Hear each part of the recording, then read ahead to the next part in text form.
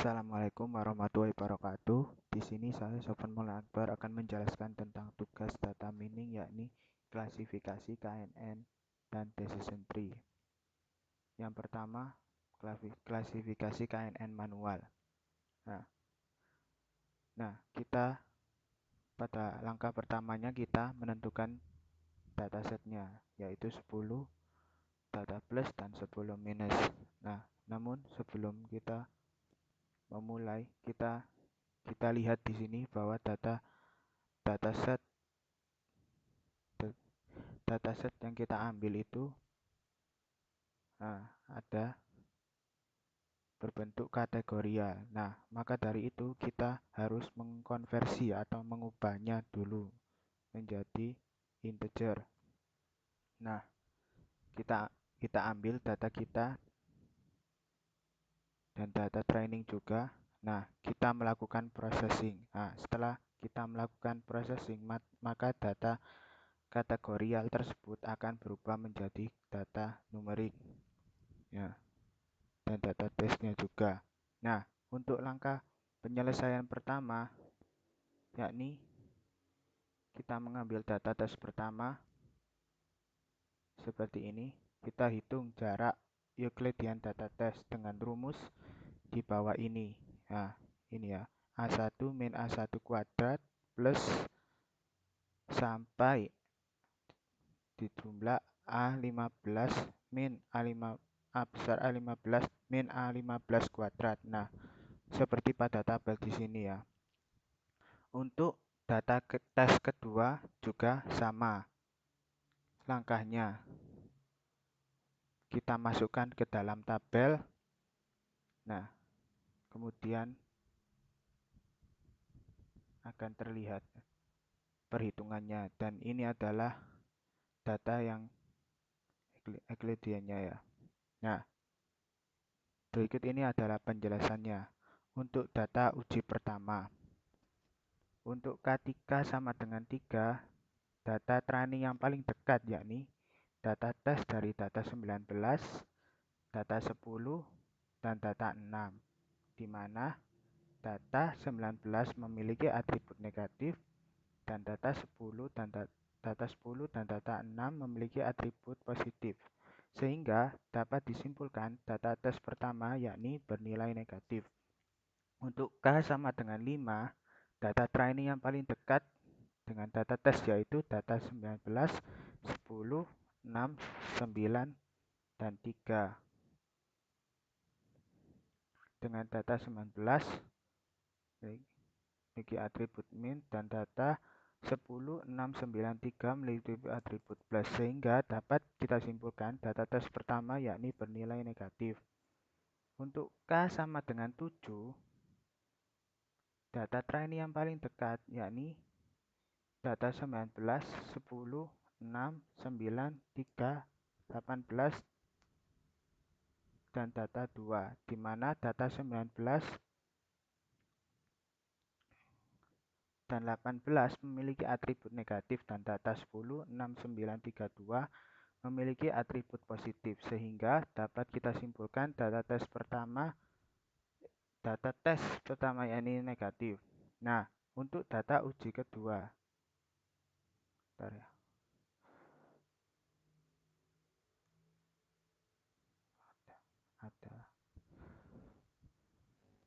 Nah, untuk data uji kedua K sama dengan 3, data yang paling dekat yakni data 2, 9, dan data 4, dengan semuanya data 294 memiliki atribut positif, sehingga dapat disimpulkan data tes pertama yakni bernilai positif.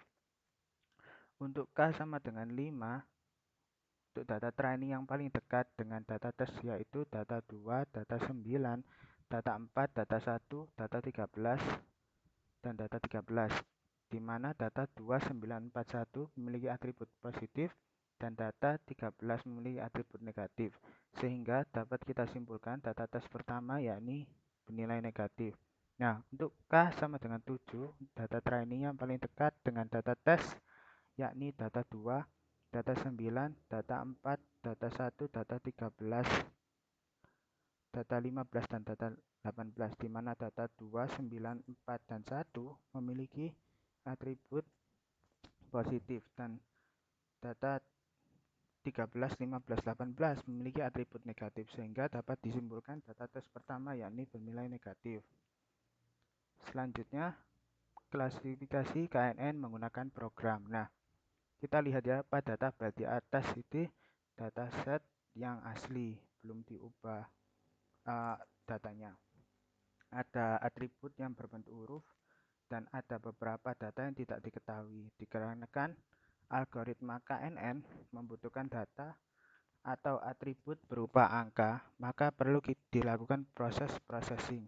Nah, langkah-langkahnya seperti ini. Kita import ke Python ya, dengan codingannya seperti ini. Dataset awal mula diimport ke dalam program menggunakan function open, kemudian data di-split dengan separator, ganti baris sehingga data berubah menjadi list, kemudian data disimpan dalam variabel raw data. Selanjutnya, variabel di bawah nantinya akan digunakan untuk menyimpan data atribut dan data kelas atau label. Inisialisasinya yang tidak berupa angka seperti ini. Nah, dalam variabel .g digunakan untuk menyimpan daftar atribut yang tidak berupa angka. Pada nantinya, variabel ini digunakan untuk mengkonvert data huruf ke angka dengan mengambil indeksnya. Misalnya pada atribut pertama ada huruf A dan B, maka huruf tersebut akan dikonvert sesuai indeksnya. A sama dengan 0, B sama dengan 1. Variabel label digunakan untuk menyimpan label-label yang terdapat pada dataset. Nah, ini inisialisasi variabel data minus dan plus seperti ini ya. Variabel di atas digunakan untuk memisahkan data plus dan data minus, dikarenakan nantinya akan diambil 40% setiap data plus dan minusnya. Variabel data latih digunakan untuk menyimpan data kombinasi dari 40% data plus dan 40% data minus, sedangkan variabel label latih digunakan untuk menyimpan label-label data latih yang sesuai dengan data latih. Variabel data tes dan label latih digunakan untuk menyimpan 20% sisanya. Nah, berikut ini loop untuk mengubah data dari huruf ke angka dan membuang data tidak lengkap. Nah, seperti ini codingannya. Cara kerja algoritma di atas dengan cara mengeluarkan setiap data string yang ada dalam list atau raw data. Kemudian di-split dengan separator koma sehingga menghasilkan data list of string. Kemudian kita cek apakah dalam data tersebut ada tanda yang mengindikasikan data tidak lengkap. Jika ada, maka program akan mengabaikannya, dan jika tidak ada, maka data akan di loop untuk mengeluarkan atribut dan kelas. Atribut kemudian dicek apakah ada dalam variabel tentang variabel atribut huruf. Jika ada, maka indeks yang sesuai dengan huruf akan diambil dan ditambah 1. Kemudian data dimasukkan ke dalam variabel A. Nah, variabel A ini untuk menyimpan data sementara. Jika atribut tidak ada dalam variabel .g, maka data yang hanya perlu diubah menjadi float atau angka desimal. Kemudian variabel A akan ditambah ke dalam variabel data plus atau data minus sesuai dengan atribut kelas yang ada di belakang. Data plus dan minus kita ambil 80%. Codingannya seperti ini ya. Pada baris ini program akan looping sekali lagi sebanyak 80% dari data yang dapat. Kemudian pada setiap loopingnya kita ambil data variabel data plus atau data minus dengan menggunakan sistem ganjil genap. Data kelas atau label juga tambahkan ke dalam variabel label latih. Setelah looping selesai, maka didapat data plus dan minus dengan porsinya sama dan jumlah 80% dari data total.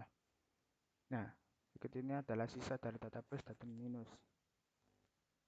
Nah, 20% data tidak masuk ke dalam variabel data latih akan digabung dan ditaruh ke dalam satu variabel, yaitu variabel data kelas. Labelnya kita masukkan dalam variabel label test. Berikutnya mengimport data yang telah dibersihkan. Codingan seperti import JSON out data latih, label latih, data test with open clean JSON, w as JSON dump out. Pada baris terakhir ini data telah dibersihkan, dibagi, digabungkan dalam bentuk dictionary akan diekspor ke dalam bentuk JSON. Setelah program dijalankan, maka dapat jumlah data latih 52, jumlah data tes 131, jumlah data terbuangnya 37. Nah, berikutnya klasifikasi KNA. Setelah difilter proses processingnya, maka data akan siap digunakan dalam klasifikasi menggunakan algoritma KNN. Berikut langkahnya. Kita import library yang dibutuhkan, import map, import JSON. Kemudian kita mendefinisikan fungsi Euclidean-nya seperti di bawah ini ya. Nah, fungsi Euclidean ini digunakan untuk menghitung jarak antara atribut A dan atribut B. Kemudian kita mendefinisikan kelas KKN dengan seperti ini ya. Pada program KNN ini saya menggunakan object oriented. Pada konstruk kelas KN ini membutuhkan dua parameter, yakni parameter data dan label. Data kemudian disimpan dalam variabel save data dan save label. Save get label adalah fungsi yang akan mengambil kelas yang tersedia dalam label dan dimasukkan ke dalam variabel save label. Variabel save argot digunakan untuk menyimpan indeks data yang diurutkan. Nah, ini variabelnya. Get label save digunakan untuk mengambil kelas-kelas yang tersedia. Selanjutnya, mendefinisikan fungsi predict. Nah, fungsi predict digunakan untuk melakukan prediksi data yang diinputkan. Fungsi predict membutuhkan satu atribut, yaitu atribut yang ingin kita prediksi. Nah, loop digunakan untuk mencari jarak dari data yang diinputkan dengan data yang ada di variabel save data. Kemudian data jaraknya disimpan ke dalam variabel data score.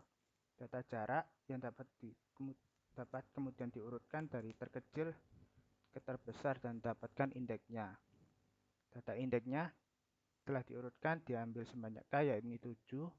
Variabel lebih digunakan untuk menyimpan total kelas yang didapat dari indeks yang telah diurutkan. Untuk looping digunakan untuk mencari kelas yang indeksnya sesuai dengan indeks yang telah diurutkan. Kemudian kelas yang sesuai indeksnya tambahkan satu ke variabel label. Setelah itu kita dapat nilai kelasnya, maka nilai terbanyak akan diambil indeksnya kemudian digunakan untuk mengambil kelas dari variabel save label.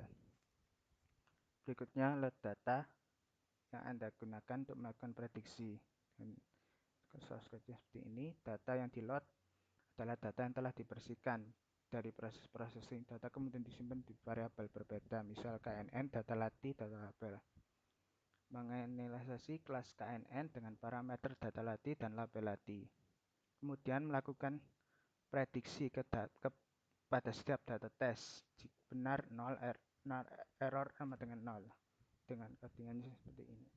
For i in range dalam kurung len label test has KN predict data test i ori label test i.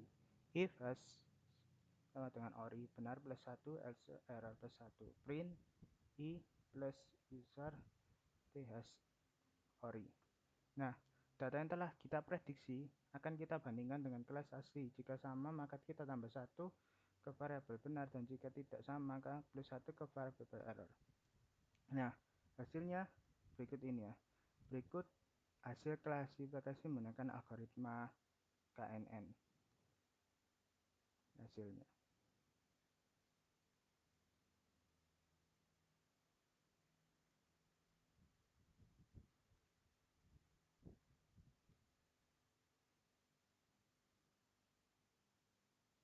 Nah, pada berikutnya kita menghitung akurasi ya. Akurasi sama dengan 100 per benar plus error kali benar. Print akurasi dengan akurasi. Nilai benar kemudian dihitung persenannya dari total untuk mencari akurasi. Dan berikut hasil akurasinya, yakni 77,86 sekian persen. Menggunakan library Sclan. Mencoba membandingkan hasil program KNN saya dengan program yang telah disediakan oleh library Sclan. Rumus source code-nya seperti ini. From Sclan export import KN export classifier from Sclan import metric KNN sama dengan KN export classifier export KNN feed data latih YPred, KNN, Predict Data Test, ACC, Metric Accuracy Score Label Test, YPred, Print Accuracy Scan, CC 100. Mengimport library scan, menginisiasi kelas KNN dengan K sebesar 7, lalu melakukan prediksi dengan data test, hasil prediksi kemudian dihitung akurasinya. Nah, setelah itu hasilnya akan keluar dari akurasi 77,sekian dan akurasi sekian 77,862. Selanjutnya adalah metode decision tree. Jika tadi metode KNN, maka kita sekarang membahas metode decision tree. Nah, bagaimana langkahnya untuk menyelesaikan decision tree? Yang jelas kita harus menentukan node atau akar dengan menghitung entropi untuk node akar semua data terhadap komposisi kelas. Rumusnya seperti ini. Dan juga lalu menentukan posisi V yang terbaik untuk atribut yang bertipe numerik.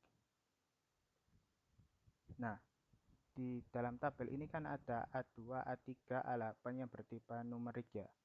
Kita menghitungnya dari situ.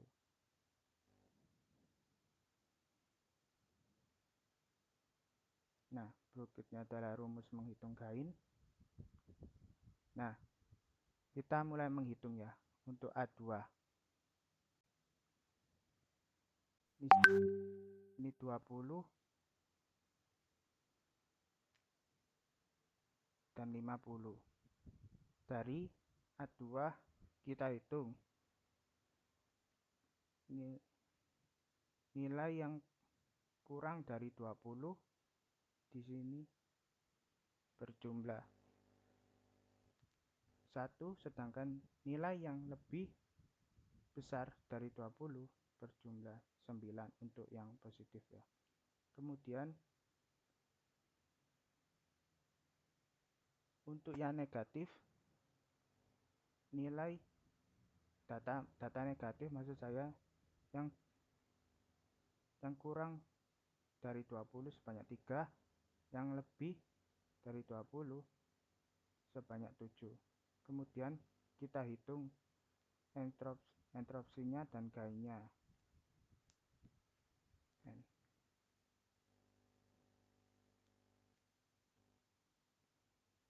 Kita lakukan proses yang sama terhadap A3, caranya juga sama, menentukan nilai untuk prediksinya. Kemudian kita menghitung ends dan gainnya sampai A15 ya, sama caranya. Nah, untuk yang selanjutnya yakni menghitung entropi untuk setiap nilai fitur terhadap kelas dan kemudian menghitung gain untuk setiap fitur dan menentukan fitur dengan nilai gain tertinggi untuk menjadi node akar. Dari A1 kan tadi ada atributnya berupa huruf A, B ya. A dengan jumlahnya 7 plus 3 ini 4. Terus entropinya ketemu ini dan gainnya ketemu ini. Kemudian A2. Nah, ini kenapa kita memasukkan nilai 50? Karena kita mengambil nilai yang terbesar. Kita akan melakukan dua pengujian terhadap dua nilai ini ya. Kita ambil nilai terbesar, kita masukkan ke sini. Langkahnya sama untuk A4, A5. Kita lakukan semuanya sampai selesai. Nah, hasil yang didapat menunjukkan bahwa atribut A6 memiliki nilai gain tertinggi. Nah, A6 kita jadikan node akar.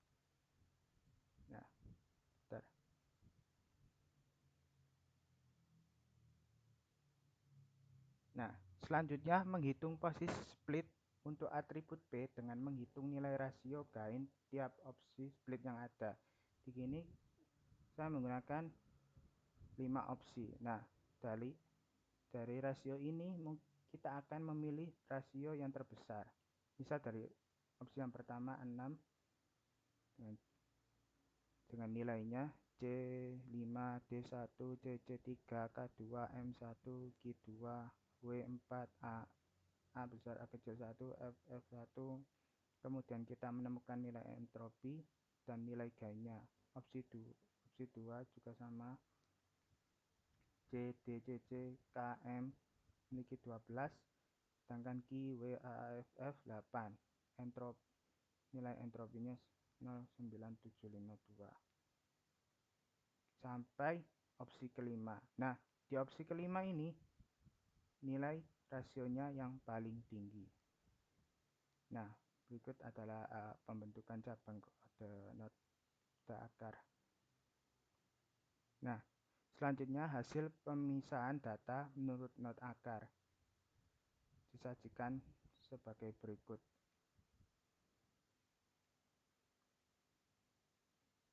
Nah, A6 tidak bisa kita gunakan lagi ya. Selanjutnya adalah klasifikasi decision tree menggunakan Python. Angka pertama preprocessing.